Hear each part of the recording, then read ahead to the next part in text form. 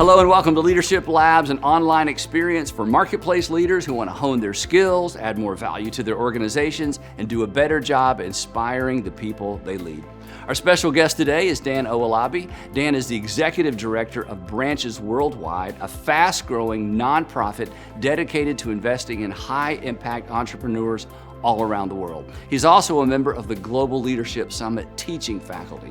His latest book, Authentic Leadership, quickly became an Amazon #1 new release. So today, Dan is going to share how authenticity helps us as leaders and how it makes us more effective in leading the people who report to us. And be sure you stick around afterwards, and I'll tell you how you can get a free resource for you and your teams. And now, here's Dan Owolabi. Leadership is challenging. That's an understatement. Everybody knows that leadership is difficult. But the truth is, there's one feeling that oftentimes trips up even the best leaders, and they often don't see it coming. It's funny because almost every leader deals with it. Every parent has felt it. Every principal has felt it. Every CEO has felt it. Every coach has felt it. Every leader has felt this feeling. What's the feeling? It's insecurity. It's the feeling that you're not good enough, that you don't have enough to meet the moment, that you have something to hide, that you have something to prove, that you've got something to lose, that feeling that the moment is here and you're not good enough to meet it. That feeling can cripple your leadership. It can crumble you from the inside out. It's what I want to talk to you about today, because I think if you learn how to handle insecurity, it'll help accelerate your leadership in ways that you would never imagine. Let me tell you about one of the first times that I dealt with insecurity. It was an incredible moment, and I'll never forget it. In fact, I was in 7th grade, and I was invited to a vacation Bible school. Now, if you're not familiar with vacation Bible school, essentially it's a church group that gets together in the summertime with a bunch of kids that may or may not know each other. And so I was invited to be part of this, and it was a fun opportunity, so I went. All the other 7th graders were there on the table, and I didn't know anybody, but they all knew each other. They're all hanging out, having a good time. Everyone's sort of high-fiving and just really kind of, keeping up the conversation that they had from when school started, because they all knew each other. I didn't know anybody. So we sit down at the table, and the teacher says, "Hey, everybody, let's just have all the kids introduce themselves." And so every one of the kids, there's probably 8 of us in around the table, every one of us started to introduce themselves. And I remember as people started saying their names, I started feeling more and more scared because their names were just so cool. I mean, seriously, like one of the names was Cookie Russell, right? Come on, Cookie Russell, like that was her name. Another person was Cray Holloway. I mean, it even rhymed. Like as they're going around, one was, Tayshawn, the other one was Jabin. I mean, just so many really cool names. My name was Dan. 3 letters, Dan. And so as they were going around the room, I could feel myself internally saying, "Don't tell them your name. You're going to be an idiot. Everyone's going to laugh at you. Don't tell them your name." So what did I do when it came around to my turn? I did what any kid would do. I made up a name. I made up something completely different. I said, "My name is Femi." I just made it out of complete thin air. I just made it up. And so everybody started calling me Femi because they didn't know any better, and I felt cool. When they finally said my name and they were talking to me, I just felt like I was somebody. I was part of the group, right? And I had a secret that no one else knew about. And so it felt good. It felt like I was enough. And honestly, those feelings of insecurity that I felt while everyone was going around the table, they kind of disappeared for a second. It was a good plan, but I didn't think about the larger picture. You see, at the very end of the week, there was a big assembly where all the kids were coming together to put on a big play. And my sister, she was in 8th grade. She was there too. My sister was loud, no trouble calling me out in front of everybody, and I knew it. And so we're all sitting in this auditorium, and they're getting ready to start the play and actually calling kids up to rehearse. And so they call up the kids in my class one at a time. "Cray Holloway, why don't you come on up?" She went up. "Cookie Russell, why don't you come on up?" She went up. And I knew my name was next. And I knew my sister was sitting right over there. And so then they said, "Femi, why don't you come on up?" And I didn't go anywhere. And they said, "Femi, why don't you come on up?" And I didn't move. And then the teacher pointed right at me and said, "Femi, what's wrong with you?" And my sister heard it. And she turned, she looked directly at me, she looked directly at the teacher, and she said in front of everybody, His name's not Femi. That's Dan. Oh, I was so embarrassed. And all the feelings of insecurity that I had buried came rushing out. Everyone was laughing at me because I had lied the entire week over something as silly as a name. Now, you might not have never been in a situation where you just kind of made up a name, but you have felt insecurity. And you have been in situations where you've tried to hide. All leaders have. In fact, sometimes it hits in the strangest ways. For some of you, it's your health. There's something wrong with your health. And you're in a position of authority, influence, responsibility, and you don't want anyone to know that there's some real problems happening behind the scenes. And so you do everything you can to just posture and pretend and act like everything's okay, but it's not okay. And you battle insecurity every single day. Sometimes it's not your health. Sometimes it's your family. You might be in a situation where you have responsibility and influence, but if people found out the real state of your marriage, or if people found out the real condition of your kids, you would lose something at work. People would respect you less. And so you put on a front and you act like everything is fine. But the truth is you battle insecurity because you don't want anyone to know what's happening behind the scenes. Sometimes it's not personal. Sometimes it's professional. Sometimes you feel insecurity because of the amazing job you've done in the past. For some of you, you have an amazing quarter last quarter, or an amazing year last year, or an amazing year 2 years ago. And then they expect you to do it again this quarter. And you don't know how. You pulled a rabbit out of your hat a couple months ago. You're not sure you could do it again. And now you're sweating.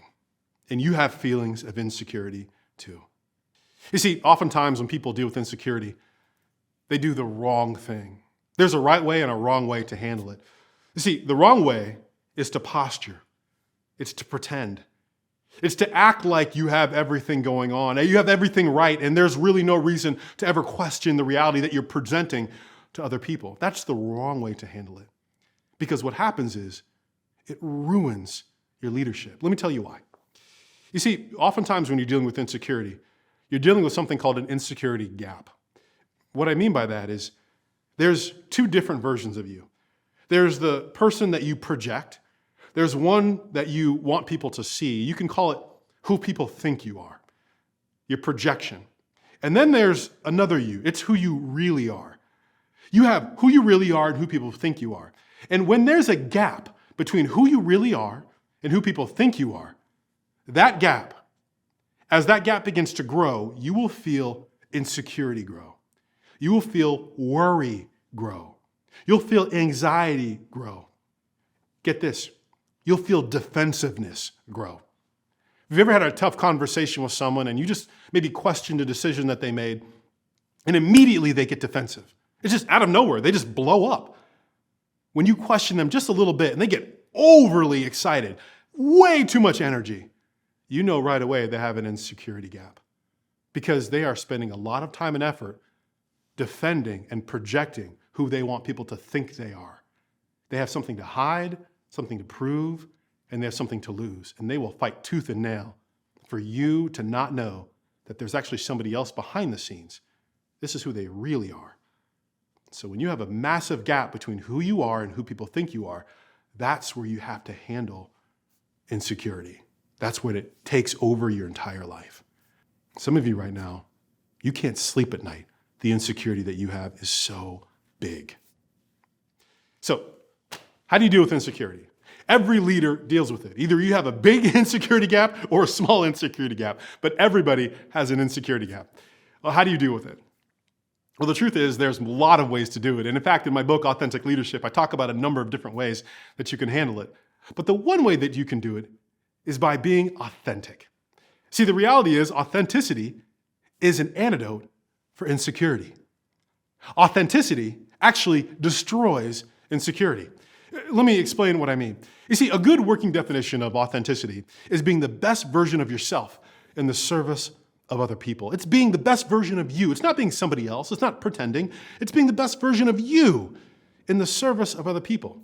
You see, your mantra in life, if you're authentic, is this. It's leadership isn't a status that I get, it's a service that I give. I want to be the very best version of myself so that I can help other people grow. And it's amazing when you start to live that way. You're not trying to pretend or posture. You're not trying to project anything. You're just trying to be the best version of yourself in the service of other people. When you live that way, what you find out is that insecurity disappears because you're no longer trying to be somebody special. You're focused on serving. What's the problem that I need to solve? Who are the people that I need to serve? What's the issue that I need to resolve? You're bringing your very best to a problem, and it's no longer, get this, it's no longer about you at all. When you're no longer thinking about yourself and thinking about what other people think of you, and you're only thinking about the problem in front of you, that's when insecurity and anxiety disappears. It's an amazing opportunity to live free.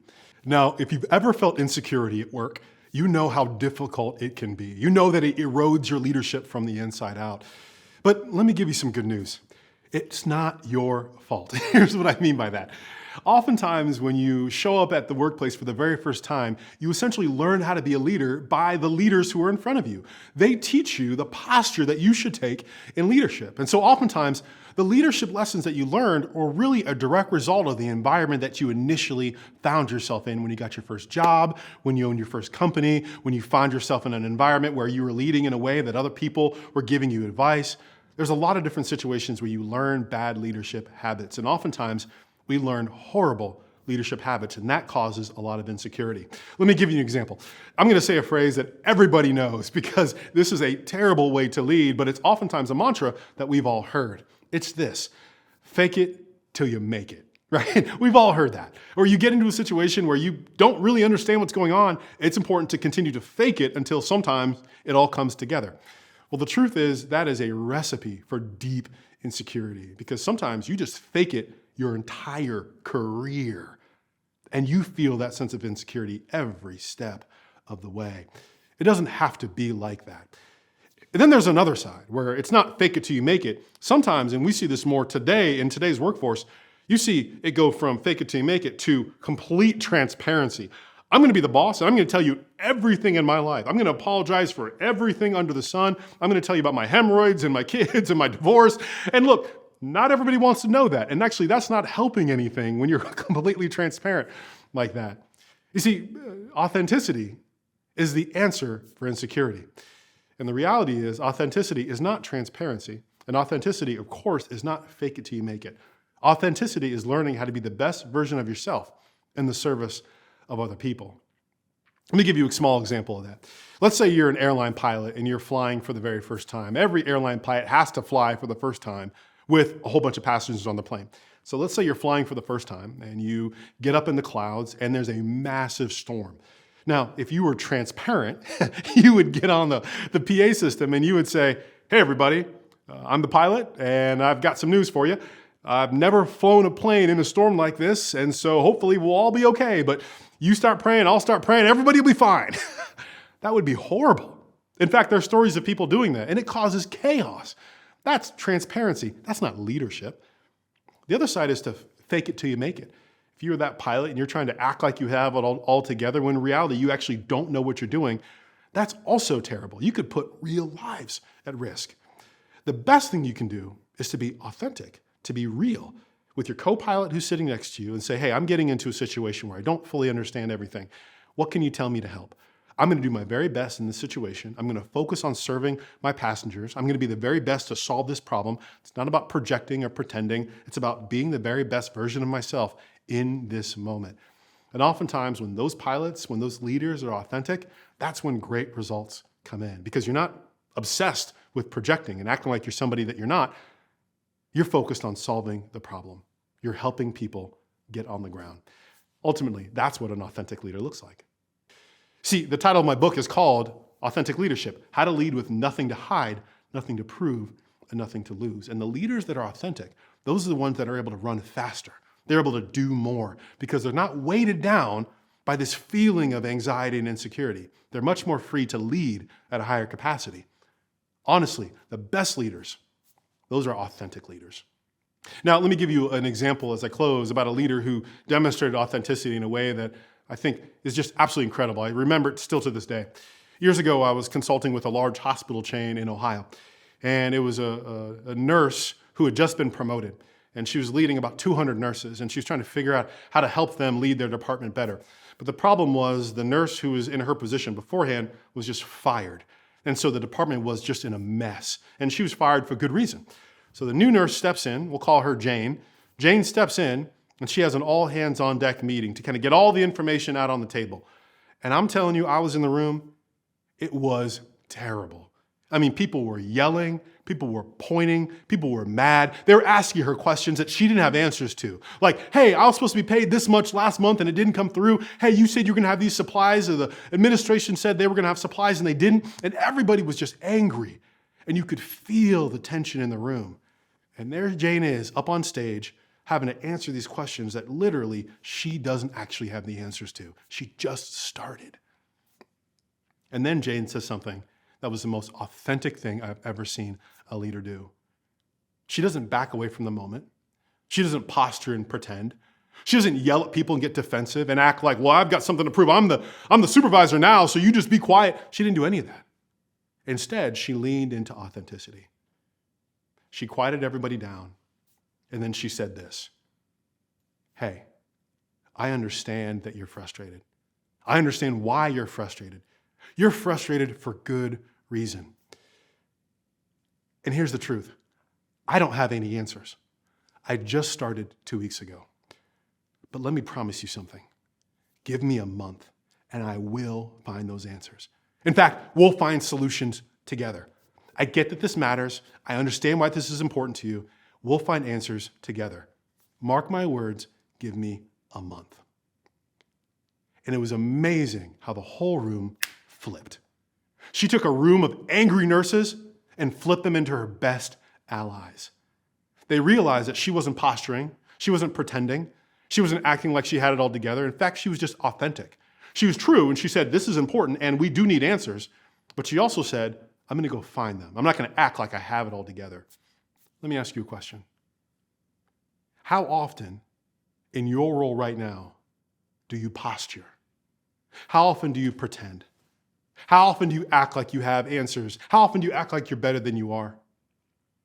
If you find yourself doing it more often than not, you have a pretty big insecurity gap. But the good news is authenticity is the answer for that. So may you learn how to be yourself. Be the best version of yourself in the service of others. May you recognize that there are problems to solve. And if you just focus on those problems and not the perception that you're projecting, then you'll get those problems solved. And may you be the kind of leader that people can get excited to run behind, not because you are the leader that has all the answers, but because you're the leader who's always authentic. And everybody loves an authentic leader. So helpful, right? Hey, as a next step, we've actually created a free resource for your personal use or to use with your team. Just visit the link at the bottom of your screen to find discussion questions, as well as a link to Dan's brand new book, Authentic Leadership. As always, thank you so much for joining us at Leadership Labs, and we will see you right back here next time.